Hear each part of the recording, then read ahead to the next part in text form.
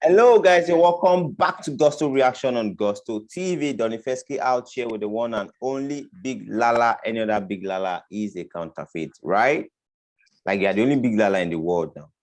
Is there any other Big Lala? I think I will never see you. Like my former Monica, there's like several of those people. Yeah. So you're just the only one. Anyways, guys, welcome again, and it is the Headies era. Headies nomination list came out today. A lot of artists, loads of nomination, and then we have like major categories that people look out for: artist of the year, rookie of the year, next rated, album of the year, and the likes. But this year they seem not to be artist of the year. I think they now moved it to African artist of the year instead of just artist of the year. But then we have the best male artist, best female artist, and all of that. Out of all of these categories of the Headies, which would you say are you always excited to see, or you are always looking forward to? The one everyone's always looking forward to, because of the prize money involved. In fact, it looks like it's the best award of the night, or the biggest award of the night, even bigger than best song of the year or best pop, best artist and things like that. Yeah. Usually the next rated. So everyone's always looking forward to who is nominated, who's in there, who's going to have winning. And then the car that they're winning this year, don't be small car. So and everything has been increased for them. I think that's the category that a lot of people are looking forward to, including myself. I'm always looking forward to it. All right. We have 5 people on that category this year. We have Ayra Starr, we have Ruga, we have Zinoliski, we have Loje, and then the one and only Benson, formerly known as Buju. These 5 guys, I don't know, likely to say that we expected these guys to be coming. Even maybe not all of them. Who on this list were you thinking that wouldn't make it to the list? Actually, speculation since early on in the year. These 5 names constant. I mean, it's like everybody knew that this was going to be the contention until a certain Ashake came into the fold, and unfortunately for him, it seems his blow up is outside of the year of review. The year of review, according to this, is October 2020 to December 2021. Ashake's blow was post December 2021. What's his name?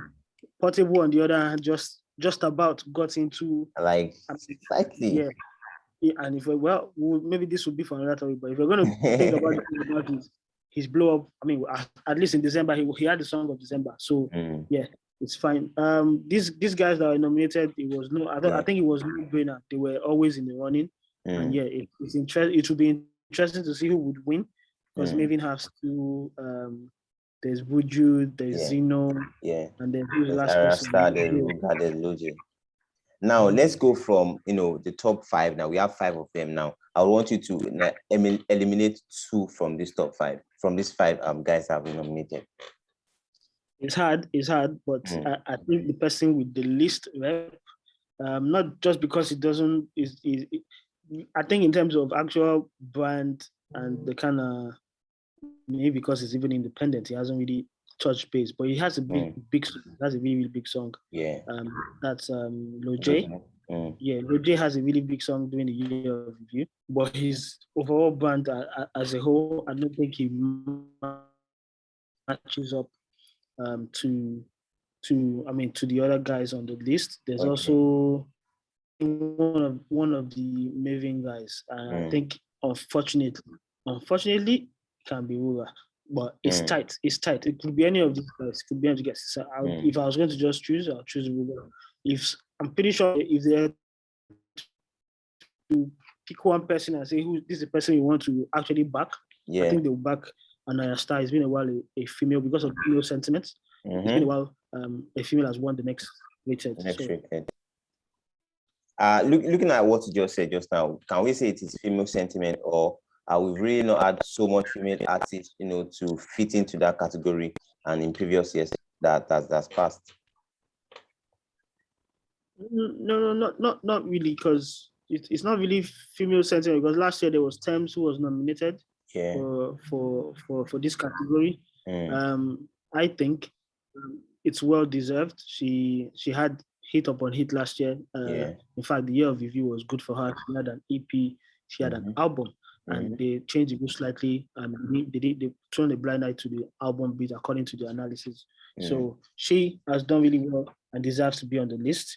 I don't know if the female sentiments will now play in if she's going to win that category. But we'll see how it goes. I mean, there's a lot of politics that will go into play for this, that goes into play for this category.